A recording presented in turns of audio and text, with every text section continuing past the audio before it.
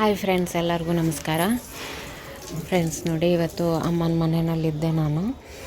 ಹಾಗೆ ಅವ್ರ ಮನೆ ಗಿಡಗಳು ನೋಡಿದ ತಕ್ಷಣ ಈ ಒಂದು ಪಾಟಲ್ಲಿ ಏನಿತ್ತು ಅಂದರೆ ಒಂದು ಯೆಲ್ಲೋ ಕಲರ್ ದಾಸವಾಳ ಇತ್ತು. ಅದೇನಾಗಿದೆ ಅಂದರೆ ಒಣಗೋಗಿತ್ತು, ಮೇಲೆಯಿಂದ ಪೂರ್ತಿಯಾಗಿ ಡ್ರೈ ಆಗಿತ್ತು. ನಾನು ಹಾಗಾಗಿ ಕಿತ್ತಬೇಕು ಅಂತ ಹೇಳಿ ತೆಗೆದೆ. ಆಮೇಲೆ ನೋಡೋಣ ಹಸಿಯಾಗಿದೆಯಾ ಅಂತ. ಸ್ವಲ್ಪ ಇದನ್ನ ಉಗುರಿಂದ ಈ ರೀತಿ ಕೆಬರಿದ್ರೆ ಇಲ್ಲಿ ನೋಡಿ, ಇದು ಗ್ರೀನ್ ಇದೆ. ಈ ಗ್ರೀನ್ ಇದೆಯಲ್ಲ, ಇದು ಗ್ರೀನ್ ಇದೆ ಅಂದರೆ ಇನ್ನೂ ಈ ಗಿಡ ಚೆನ್ನಾಗಿದೆ ಅಂತ ಅರ್ಥ. ನಾನು ಇದನ್ನು ಈಗೇನು ಮಾಡ್ತೀನಿ, ಇದನ್ನು ಅರ್ಧ ಕಟ್ ಮಾಡಿಬಿಟ್ಟು ಒಂದು ಸಣ್ಣ ಪಾಟಲ್ಲಿ ಹಾಕ್ತೀನಿ. ಕೆಲವೊಂದು ಸರಿ ಏನಾಗುತ್ತೆ, ಗಿಡ ಒಣಗೋಗಿದೆ ಅಂತ ಅಂದ್ಕೊಂಡು ಎಸ್ಬಿಡ್ತೀವಿ. ಆ ರೀತಿ ಎಸಿಬಾರ್ದು, ಚೆಕ್ ಮಾಡಬೇಕು. ಈ ರೀತಿ ಕೆಬರಿದಾಗ ಅಲ್ಲಿ ಗ್ರೀನ್ ಕಲರ್ ಬರುತ್ತೆ ನೋಡಿ. ಈ ರೀತಿ ಬಂತು ಅಂದರೆ ಗಿಡ ಚೆನ್ನಾಗಿದೆ ಅಂತ ಅರ್ಥ. ಇದಕ್ಕೊಂದು ಸ್ವಲ್ಪ ಕೇರ್ ಆಗಬೇಕಷ್ಟೇ. ಇದನ್ನು ಬೇರೆದ್ರಲ್ಲಿ ಹಚ್ತೀನಿ. ಅಲ್ಲಿ ತನಕ ಈ ಒಂದು ಪಾಟಲ್ಲಿ ಏನಂದರೆ ಒಂದು ಉಳ್ಳಾಗಡ್ಡಿ ಕೂಡ ಇದೆ. ಇದನ್ನು ತೆಗಿತೀನಿ ನಾನು. ತೆಗೆದು ಇದರಲ್ಲಿ ಒಂದು ಕಣಗಿಲೆ ಗಿಡ ಇದೆ ಇವ್ರ ಮನೆಯಲ್ಲಿ. ಅದು ಬಾಟಲಲ್ಲಿ ಹಚ್ಚಿದ್ದೆ ನಾನು. ಅದನ್ನು ಈಗ ನಾನು ಆ ದೊಡ್ಡ ಪಾಟಿಗೆ ಶಿಫ್ಟ್ ಮಾಡ್ತೀನಿ. ಯಾಕಂದರೆ ಈ ಪಾಟಲ್ಲಿ ಅದು ಈಗ ಸರಿ ಹೋಗಲ್ಲ.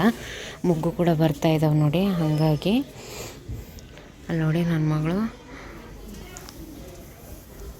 ರಂಗೋಲಿ ಹಾಕ್ತೀನಿ ಅಂತ ಬಂದಿದ್ದಾಳೆ. ಅವಳೇ ಕಸ ಹೊಡ್ಕೊಂಡು ರಂಗೋಲಿ ಹಾಕ್ತಿದ್ದಾಳೆ.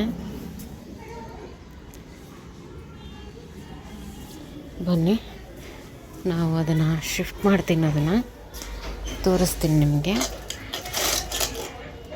ನೋಡಿ, ಇದನ್ನು ನಾನು ರೀಪಾಟ್ ಮಾಡಿದೆ.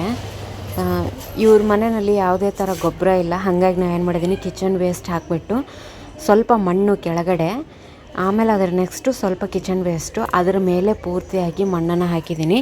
ಕಿಚನ್ ವೇಸ್ಟ್ನ ಜಾಸ್ತಿ ಹಾಕಿಲ್ಲ. ಹಾಗಾಗಿ ಯಾಕಂದರೆ ಈಗ ಬೇಸಿಗೆ ಇದೆ, ಹೀಟ್ ಆಗಿಬಿಡುತ್ತೆ ಗಿಡಕ್ಕೆ. ಅದಕ್ಕೋಸ್ಕರ ನೋಡಿ, ಈ ರೀತಿಯಾಗಿ ನಾನು ರೀಪಾಟ್ ಮಾಡ್ಕೊಂಡಿದ್ದೀನಿ. ಈಗ ಇದಕ್ಕೆ ಸ್ವಲ್ಪ ನೀರು ಹಾಕ್ಕೊಂಬಿಡ್ತೀನಿ. ಸ್ವಲ್ಪ ನೆರಳು ಬೀಳುತ್ತಿಲ್ಲಿ, ಹಾಗಾಗಿ ಇಲ್ಲೇ ಇಟ್ಟಿದ್ದೀನಿ. ಇದು ಏನಂದರೆ ಶ್ರಾವಣ ಮಲ್ಲಿಗೆ ಗಿಡ ಕಟ್ ಮಾಡಿದ್ರು. ಈಗ ನೋಡಿ ಎಷ್ಟು ಚೆನ್ನಾಗಿ ಚಿಗುರ್ತಾ ಇದೆ ಅಂತ. ಅಷ್ಟು ಕಟ್ ಮಾಡಿಬಿಟ್ಟಿದ್ರು. ಪೂರ್ತಿ ಮೇಲೆ ಹಬ್ಬಿತ್ತು, ನಿಮಗೆ ತೋರಿಸಿದ್ದೆ ನಾನು.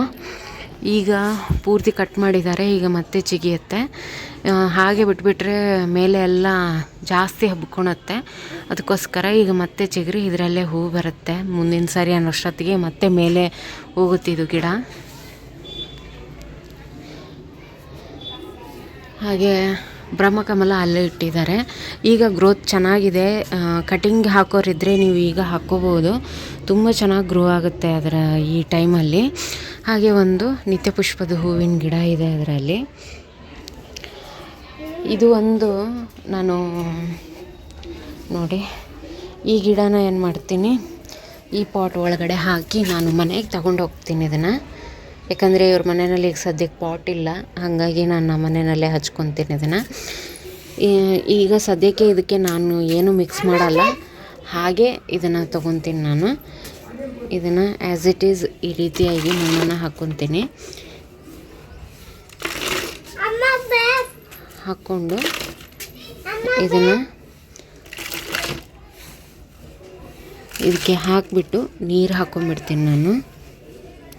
ನಿಮ್ಮ ಹತ್ರ ಮಣ್ಣಿಗೆ ಇದು ಗೊಬ್ಬರ ಇಲ್ಲ ಸೇರ್ಸೋಕ್ಕೆ ಅಂದರೆ ನೀವು ಮನೆಯಲ್ಲಿರೋ ಕಿಚನ್ ವೇಸ್ಟು ಅಥವಾ ಮನೆಯಲ್ಲಿ ಗಾರ್ಡನ್ ವೇಸ್ಟ್ ಇರುತ್ತೆ ನೋಡಿ, ಆ ಥರ ಎಲೆಗಳು, ಒಣಗಿರುವಂಥ ಎಲೆಗಳು ಅದೆಲ್ಲ ಇರುತ್ತಲ್ಲ, ಅದನ್ನೇ ಯೂಸ್ ಮಾಡಿಕೊಂಡು ನೀವು ಗೊಬ್ಬರ ಮಾಡ್ಕೋಬೇಕು.